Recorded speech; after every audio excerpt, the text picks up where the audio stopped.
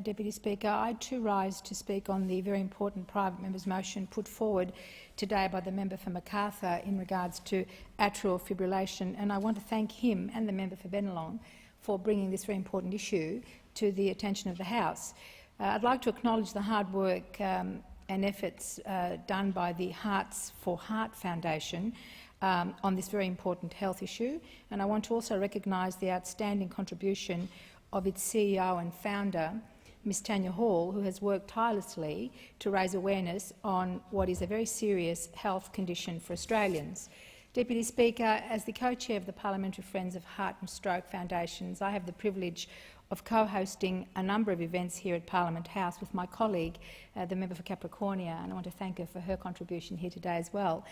Our group co-hosts events that allow this Parliament to be informed on heart and stroke issues and to educate members and senators about preventative measures and about recent innovations in this area. One such event I was very honoured to host as the co-chair of this friendship group was the Feel the Beat campaign, which we had here at Parliament House on September the 5th. The aim of the breakfast was to raise awareness of the growing epidemic of atrial fibrillation and to highlight the importance of improved screening, diagnosis and treatment for those affected by arrhythmias, and in this case we're talking, of course, about catheter ablation. The strong attendance, Deputy Speaker, at this breakfast, which did include the Minister for Health, the Minister for Education, the Shadow Assistant Minister for Treasury and the Shadow Parliamentary Secretary for Health, and many other colleagues, members and senators, highlighted to me just how important this issue is to each parliamentary colleague and to their constituencies. On that day, the CEO of Hearts for Health, Tanya Hall, launched the white paper into atrial fibrillation, as well as we all got the opportunity, who attended, to have a free heart screening test. I undertook that screening, as did my other colleagues, and I'm sort of happy to say that I got a very good report. It was all good. So I have a very, very minor chance of, and I understand, Deputy Speaker, you took the test as well. 1%. Well, I'm 0.8%, so we're on a good ticket. So we have very minimal chances of developing heart arrhythmias for the time being, of course.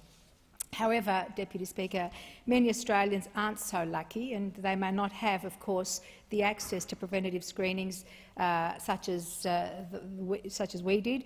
And they may not be lucky enough, of course, to have healthy and strong hearts, and therefore may be vulnerable to all sorts of heart disease. So prior to the Feel the Beat event, I did have the opportunity to meet with Tanya Hall, and we talked about the challenges that she faced in her journey as a sufferer of AF. And she talked about the pain of living with heart disease and the way in which it severely impacted her life and hindered many aspects of her life and activities. She also described to me, of course, with great passion and conviction, the life-saving catheter ablation procedure that has since changed her life fundamentally.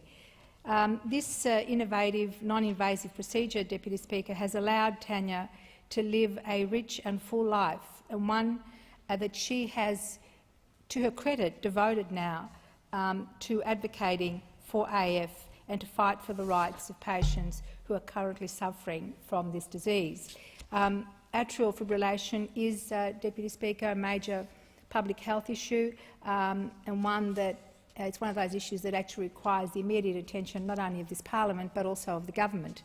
AF affects at least 500,000 Australians and comes, of course, associated with it is a very high risk of stroke and heart failure. Some 30% of AF sufferers remain undiagnosed, and of course conventional treatment currently available is not as effective as the alternative. Up to 40,000 Australians have the potential of leading fuller and healthier lives to the best practice treatment, Deputy Speaker, and that best practice treatment is catheter ablation. Yet, as we've heard, catheter ablation does not fit the criteria of the Prostheses List, and patients have to wait often up to 2 years to receive this life-saving treatment and attention from government to this issue is imperative, and it must happen now. I thank the